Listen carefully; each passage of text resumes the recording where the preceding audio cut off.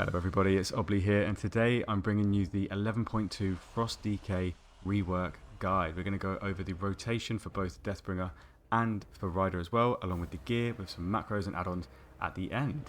Without further ado, let's get into this. So, I think the first things first is we should go over all of the changes that happened to Frost DK in Season 3. So, let's begin with the Glacial Advance. So, Glacial Advance was actually made baseline, which is really good, and Frost Scythe was changed completely. So, a lot of our talents got completely reworked. Now, you follow a playstyle which is, as soon as you get to 3 targets, you're switching your Runic Power Spender and your Rune Spender from Frost Strike and Obliterate to Glacial Advance and Frost Scythe. Okay, so there was a massive shuffle of the talents, so let's go over those. So I've already made a video about some of these talent reshuffle and repositions, but we'll go over them again. So the tree looks completely different. You have new ones like Runic Overflow with Frost Strike and Glacial damage increased, Frostbane Will, which directly is affected by Empowering Weapon and Rhyme, and Empowering Weapon just as a whole has completely changed to be more of a enabling ability, where if you can't cast anything, you'll cast Empowering Weapon. We'll go over the priority list for Empowering Weapon later on, but lots of different changes. I could go over every single change that we possibly have, but realistically, this is a guide. It's not an explanation video, and the guide is if you're doing something like Mythic Plus, a build like this with Breath is very good, and then if you were to play Frostbane, you would basically take these two out, and you could even, I'd say this is pretty much the most standard build you could go.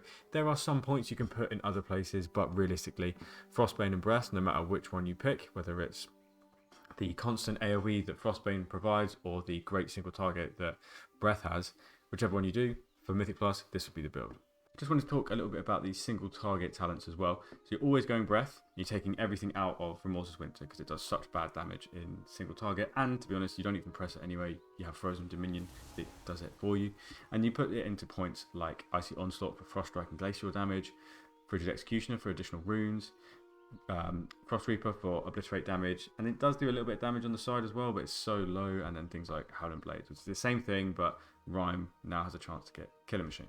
Speaking of Breath, it has been completely reworked, where instead of draining Runic power, it now has its duration increased by consuming Killer Machine and Rhyme. So right now, if you have 60 Runic power, you can cast this ability and it will go on for 8 seconds, and then obviously with the Killer Machines, with the Rhymes, it's then extended by more. Also, when you cast this ability, you gain a charge of Empowering Weapon. Now, it's quite vital to speak about Empowering Weapon because this ability on its own is saving Frost DK. So when you cast it, it does a good amount of damage and some AoE damage as well. And then grants you 40 Runic Power as well as a Killer Machine proc. Now, this means that this is an enabling spell. If there are points or moments of contention where you can't press anything, this is when you press this and it will save you. So things like if you have no resources whatsoever due to starvation, or if you have all of your resources but no procs, casting Empowering Weapon can start a chain reaction. But you always want to be saving your Empowering Weapon charges for your burst windows. It just makes sense that you have more resources at your disposal in your burst windows. So having 2 stacks of this during Breath or during Pillar can allow you to do things like build up your Bone Grinder to 5 stacks very quickly. But in addition to this, when you cast Empowering Weapon in your pillar, it does make your next Killing Machine consumption ability free, so you want to use that cleverly. Shattered Frost was completely replaced by a new talent called Frostbane. Let's grab that up. Frostbane, each foe struck with Glacial Advance has a chance to transform your next Frost Strike into Frostbane. The chances increase with Razor Eye stacks. So essentially in AoE, you are getting this so often. It's not a 100% chance up to a certain point, but things like 5 targets, if you consume a Killer Machine proc, you're going to fire out Glacial Advance. There's such a high chance, if not 100% chance, that you're going to get Frostbane off of it, and Frostbane does quite a lot of damage. But this is a build where you want 2-hand, because you where you want 2 one-handers, because you go into Shattering Blade, and with Shattering Blade, you want that Razor Ice enchant. You also want the Fallen Crusader enchant. Therefore, having 2 one-handers is almost a must when it comes to Frostbane. Trust me, I've tested it out. 2-hander sucks with Frostbane, with Shattering Blade. 2-hander is very good with Breath. You might also see a couple of new talents here. So this one, Killing Streak, Obliterate consumes all Killing Machines to deal 25% increased critical damage and grant you 2% haste. That is amazing. That means when you have 2 Killing Machine procs ready and banked up, 1 Obliterate will let off 2. So you'll get double the hit, double the procs, double the benefits.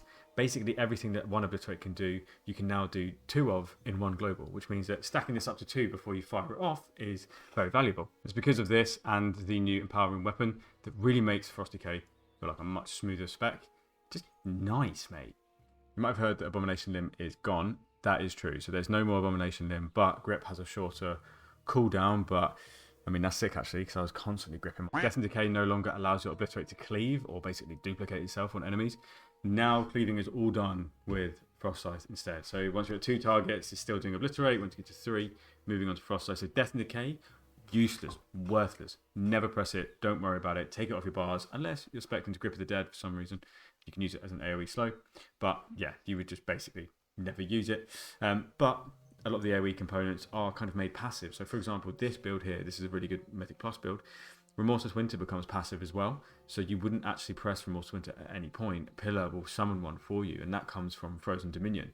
Pillar of Frost now summons a Remorseless Winter that lasts a bit longer. Each enemy Remorseless Winter damages grants 8% mastery up to 40%, so that is where the whelps have gone. No longer are you going to be ninja pulling shit with whelps. I think that's really good. It's just being close to stuff with Remorseless Winter will proc it and stack it. So with the hero talents, Deathbringer and Rider were changed. Deathbringer was changed a little bit more, where it can't proc itself anymore. So you only get 1 Reaper's Mark per press. Exterminate cannot put another one on there, which is really good. It just means that you want to pop Reaper's Mark within your Bone Grinder as soon as possible. So you're kind of focused on that gameplay during your burst windows with Deathbringer. And then with Rider, everything that would have affected sort of Obliterate now affects Frost Scythe, and then everything that was based around Obliterate cleaving, that's gone. That's changed. Speaking of hero talents, the new tier set does change depending on which hero talent you're spec'd into. So for example, this would be Reaper's Mark. Casting Reaper's Mark grants 1 stack of Exterminate with 100% first scythe and 125% second scythe effectiveness. So just gives you a free stack of Exterminate, basically. Really nice. Just means you want to press Obliterate as soon as possible in your burst windows after you cast Reaper's Mark, but obviously make sure you're casting Reaper's Mark in your burst windows, because the worst thing you want to do is cast Reaper's Mark outside of like a pillar, then cast your Obliterate, then pillar. That'd be awful. Never do that. Always just macro them together so that never happens. Well, then the 4 set, Exterminate deals 20% increased damage, and Reaper's Mark can stack up a little bit more. The second half, where you get some extra crit after Reaper's Mark exploding, is okay. Bit useless, but when it does pop at the start of your burst, it does mean that your rest of your burst has 10% increased crit, which is cool.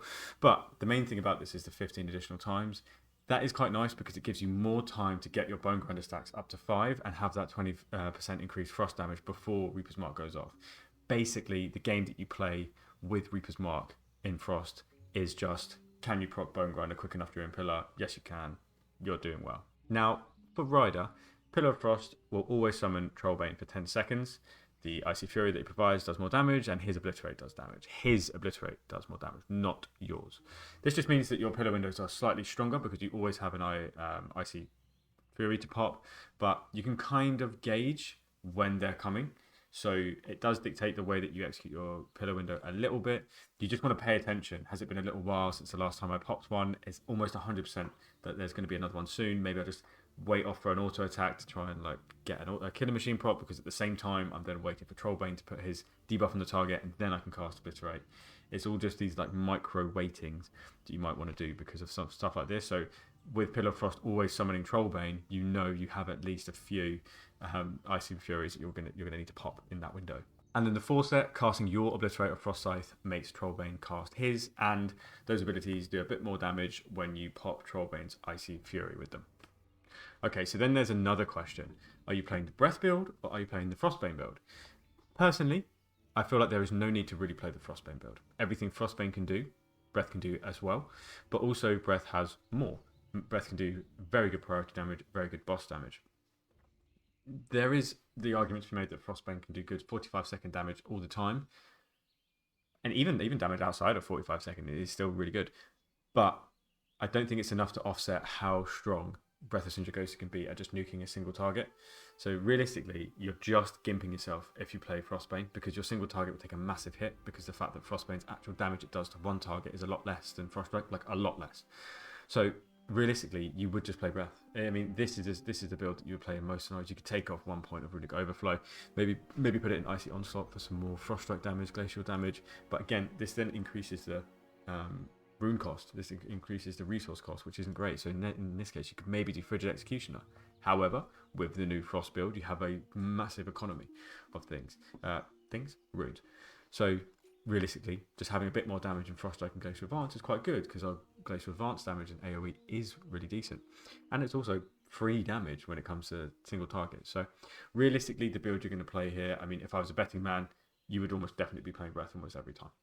Don't be alarmed, I've just changed my IRL T-Mog to talk about Rider, but for the build for Rider, it's basically the exact same thing, except you take 1 point out of Runic Overflow and then put it into your Frostburn's Fury. Now, to speak about Frostburn's Fury, it's actually had a change where baked into it now, it's always a 1.5 minute cooldown. That's so good. And then for Ride of the Apocalypse, the build would be this. You want your Horseman out for a longer amount of time as opposed to doing 20% additional runic power damage, because that's not where a lot of our damage actually comes from.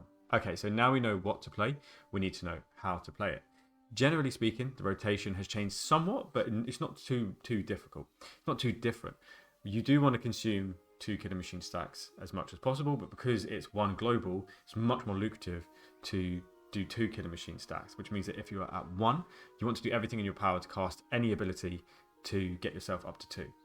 What I've been doing as well is I've been watching an auto swing timer. It's a bit degenerate, but genuinely I feel like it's very much worth it. If I have a swing timer which is a 10th of the way ready to hit and I cast Obliterate with 1 stack, if I'd have waited that 10th, I could have cast a double stack Obliterate for 2 runes in 1 global and only waited a tiny insignificant amount. It would barely affect my DPS waiting 0.1 second, but I would have drastically increased the value of that global. So when is it appropriate to cast things like Empowering Weapon? Well, if you have no resources and you're on 0 to 1 Killer Machine proc, fine. You're not going to overcap really, especially if you keep an eye on your auto swing timer, you'll be fine. But if you have 2 Killer Machine stacks and no resources, honestly, it's probably better just to wait out the runes, then cast the 2 Killer Machine stacks and then do the Empowering Weapon afterwards. Casting Empowering Weapon within Pillar is a little bit different because it makes consuming Killer Machine free. So realistically, you want to cycle it like Empowering Weapon, then do your Burst, then do Obliterate, then do Empowering Weapon, then do Obliterate, then do Empowering Weapon, then Obliterate, and that way you instantly get 5 stacks pretty much as quick as you physically can do. I don't think you could really do it any quicker, maybe like half a global, but it wouldn't matter because you'd still have it way within time for Reaper's Mark to go off. If you're playing Frostbane, for example, and you have Frostbane procced, and you have 1 Killer Machine but no runic power, something like that, that'd be fine. You could do it then. If you had 2 Killer Machine procced, Frostbane procced, but no runic power, wait the runes out. Just do that first, then cast it afterwards. But I will link a full breakdown of when it's appropriate to cast Power Rune Weapon and when it definitely isn't in the link below. Okay, let's move on to rotation now. So we'll start off with Deathbringer. So the opener for Deathbringer Breath goes something like this. You want to empower Rune Weapon first because Breath will instantly give you a charge, so you want to have this spent. You want to spend that on Killing Machine, so hopefully you start your burst with 1 stack of Bone Grinder. You might be lucky enough, get an auto and do it with 2. Then you want to do a Breath macro, so something like Breath, Pillar, Racial, Trinket, Pot. I will link my macro in the description. You want to cast this with Reaper's Mark following very closely behind, almost instantly. Then you want to see how many procs you have. After this, realistically, you have 2 Empowering Weapon charges. You can just back-to-back these. So you do 1 Empowering Weapon and then spend a Killer Machine procs, and another one, and then spend a Killer Machine proc. So this gives you 2 free, very powerful, hopefully 2 stacked Killer Machine consumptions. If not, it's not the end of the world. The main aim of the game here is to just get to 5 stacks of Bone Grinder as quick as you can. So generally speaking, that would be the opener. I think it goes without saying as well that in your burst, in pretty much all aspects of Frost DK, you just really don't want to spend your runes, like your Obliterate and your Frost Scythe, without a Killer Machine proc tied to it. Even if you get 1 Killer Machine proc, it's better just to wait and spend some runic power or spend a rhyme so that you can wait on the auto and get 2 stacks, or maybe double it up, double that Killer Machine up with an Empowering Weapon charge, so you can have 2 stacks and double spend. That's way more worth it. The priority list for Breath goes a little bit like this. 2 Killer Machines always taking the top spot. However, if you have an auto swing timer, you can see when you might potentially overcap, so you can time it a little bit better. But generally speaking, that's number 1. Then you have casting a Empowering Weapon when it's at 2 charges. You really want to get this off charge as soon as possible. You don't want to cast anything else beforehand other than just consuming 2 Killer Machines so that you don't overcap Killer Machines. But this is also as long as you have 1 stack or you have 60 runic power. If you have 2 charges of Empowering Weapon and 2 stacks of Killer Machine, then do the Killer Machines first. Then you have 1 Killer Machine with an add-on. So for example, Exterminate, or it will enable Bone Grinder, or you're at 2 Killer Machines and you have 3 stacks and it will enable Bone Grinder. realistically, if you have 2 stacks of killing machines, you need to just get those spent. So if it ends up being that Bone Grinder will pop 10 seconds beforehand and you have to stack it back up, that's okay. The only bad thing would be if Bone Grinder was literally about to finish as your cooldown start, then you need to just do what you can to prevent that from happening and line them all up. But then afterwards, you have Rime, then Frost Strike, then Empower Rune Weapon as 1 charge, then 1 Killer Machine proc on its own, and then a Naked Obliterate. Now moving on to the pillar windows, they're pretty self-explanatory. They're basically the same as Breath, where you want to just try and pop a 5 stack of Bone Grinder within your pillar window before your Reaper's Mark pops. And by doing this, you want 2 ERW charges. So you want 2 Empowering Weapon charges. It's a bit more difficult to emulate this because Breath gives you that 3rd one, and you're not going to have that with this. So if you bank up like a 1 or 2 Bone Grinders, you're in a pretty decent position to actually pop it at the right time. Once you do this, you really want to get Exterminate out as quick as possible just to make sure that they're going to be buffed by everything you've got, especially Bone Grinder. Once you've completed your pillar opener, you then move into the priority rotation. So it's pretty much the same as Breath. The only difference is you want to cast Empower Rune Weapon at the end of your breath if you will not overcap your Killer Machine stacks by doing so, or your runic power, because then that way you can bank a powerful Killer Machine consumption for free. It won't cost any runes. Then you also take a little bit more time to wait for your autos during pillar, because you do want to be casting double obliterates if you can. If you are so close to having an auto attack hit, you may as well just chance it and wait and get the double instead of spending twice as many runes doing the same amount of damage. And one other difference is a very, very low priority ability. You could do a Naked Howling Blast in order to proc yourself a Killer Machine if you are sitting at none, but you need a lot of runes to make this actually worthwhile, because you're basically chancing a chain reaction off of that. You might not get one. So if you've got all the runes to spare to try and chance a chain reaction, go for it. Why wouldn't you? If it's the last global, something like that, why wouldn't you? If you don't, doing that 1 Howling Blast could put you at a rune deficit, and therefore you're absolutely fucked. Now the opener for Rider is a little bit different. You want to cast Frostbane's Fury first, and then your pillar window and all your bursts, so that inside your pillar window you're doing things like breaking Trollbane's chains. Now there is a way of doing a fraction more damage, like 0.1 to 0.3% more damage, by macroing the next ability in your sequence into your pillar windows. I don't suggest this. You will then have 5 macros depending on the scenario, and it's so rare that you'll be able to execute these perfectly to make that DPS increase. People that talk about it, fair enough if they can do it. I don't suggest this. This is a guide for new players, people adopting Frost. Don't do it. Just play normally. If anything, the opener for Rider is a lot simpler when you don't have these 5 macros that you might need. If you do want them, I'm not going to give them. You can head over to like a DK Discord and grab them there. Just like the opener, the priority list is about the same for Rider as well, except, you know when I mentioned before, 1 Killer Machine with an add-on? Well, that add-on also includes Trollbane's Icy Fury on the target. If you have it on the target, 1 Killer Machine and spending that quickly is the same priority as the Exterminate. So they're pretty much on par with each other. The priority basically stays the same. So let's talk about gear. So the stats that you want if you're playing Deathbringer is Crit Mastery, because haste doesn't affect Reaper's Mark whatsoever. But if you're playing Rider, then you want an equal mix of Crit, haste and mastery. Now this is actually quite good, because if you also play Unholy, Unholy now likes crit, so Rider gear would work for Unholy gear as well once you reach the Unholy breakpoints. As for trinkets, if you're playing Deathbringer is very, very bursty, so having 2 unused trinkets is really, really lucrative. Now the best ones at the moment that I've found is Arouse Ritual Forge. It's very, very powerful, even though it comes at a 2-minute cost instead of 1.5. This is quite annoying. And then Unyielding Nether Prism, because you can press this whenever you want, and the damage that comes from the trinket is actually pretty good. Now it's essentially melee Spy Masters, but at least it allows you to kind of pick and choose. If you choose to just wait and do like a burst, and then hold your pillar, build up 15 stacks, and then do your next breath with that, and then do your next Araz with the pillar, that's a pretty good order. You miss out 1 pillar window that won't be buffed, but you'll have 3 pillar windows, 2 of which have breath attached to them, which will blast and do ridiculous amounts of damage. If you're playing Rider, I would suggest an Astral Antenna instead. An Astral Antenna did get buffed. It is really good now, and to be fair, you could probably use it in Deathbringer 2 as long as you do it with a Nether Prism. It just means that the first pull of what you do, whether it's Raid, whether it's Mythic Plus, you won't have the stacks from the Prism, so it'll be a bit lackluster. But the raw strength that the Astral Antenna gets, the fact you don't really have to do much to get the crit that comes off of this as well, and it procs very frequently, makes it actually a very decent trinket to have too. For your special items, you're going to have 2. You're going to have your Rescue Wraps. Now this is the sort of cantrip of the season. Your harmful spells and abilities have a chance to do some damage to the target. That's really good. But if you have the shoes, that power triggers 40% more frequently. So really, really nice. You can choose, I would choose crit when you're leveling up and getting your gear, and then once you get to somewhat of a max gear level, switch this over to mastery. Now when we're talking about embellishments, you want to go for a bracer and a belt, because the boot and cloak slot are always taken, and the embellishments that come with jewelry is quite bad, and therefore braces with the crit lining and belts with the crit lining would do you just fine. Now there's an alternative route you can go as well in terms of weapons if you want to give yourself an early kickstart to the tier, but I mean you will replace it, and you do want a mistrack weapon in there anyway, and my advice is to go down the route of getting yourself a two-hand, because two-hand does slightly bit more damage. So crafting a two-hand, that means you will have to replace it anyway, and if you do then loot one out of your vault, you're stuck there with no embellishments.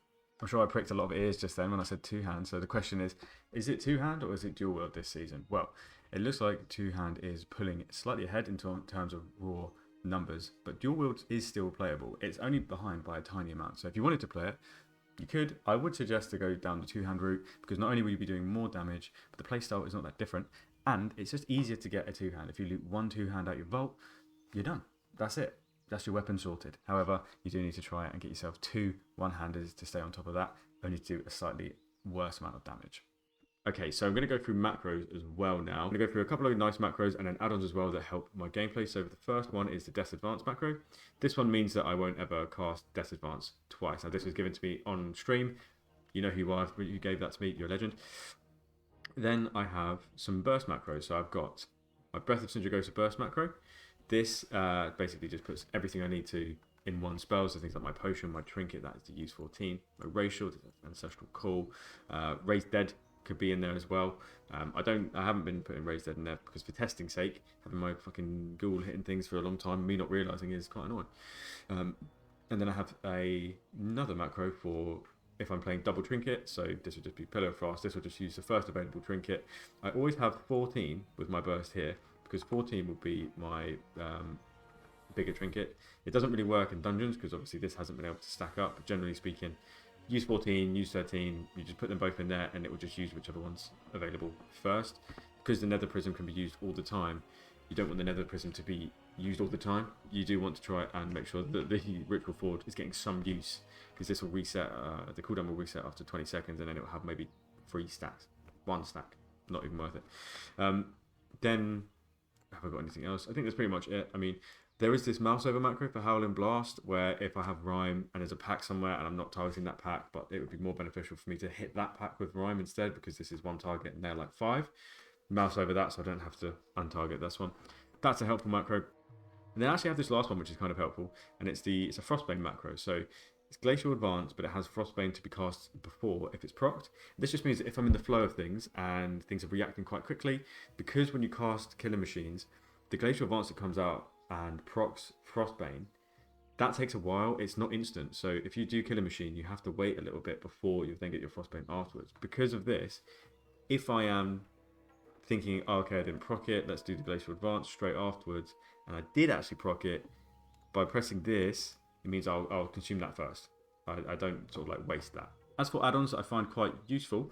So a lot of it is going to be UI based. So for me as a DK, I really enjoy having a good set of weak auras where I can see all the most important buffs and none of the noise. So I've got my personal weak auras that I crafted myself. These are available to Twitch subs. If you sub or donate, then you have this pack for free forever. But yeah, something like this, and then an auto swing timer, so I know if I'm about to hit big with a Killer Machine proc. And then unhalted unit frames for the way that things look. Then you have basic minimap and details to make sure I can see the damage I'm doing in real time. And then playthrough is also very, very helpful as well, just to get some nice nameplates. But yeah, anybody wants the UI, visit the Discord, sub to me on Twitch, and it's all yours, baby. Well, that wraps up the 11.2 Frost DK rework guide. Catch me on Metafy if you want to get any one-to-one coaching from me, as well as Twitch and YouTube live streams. I'm going to be active a lot in the new season. And then if you have any questions that I haven't already answered, to chuck them in the comments and I'll try and get them done as fast as possible. And if not, maybe whack them in the Discord, my Discord community. I can get things answered there a lot faster. So if you want to be a part of that, just hit up in the link. But thanks very much for watching, everybody, and I will see you in the next one. Bye.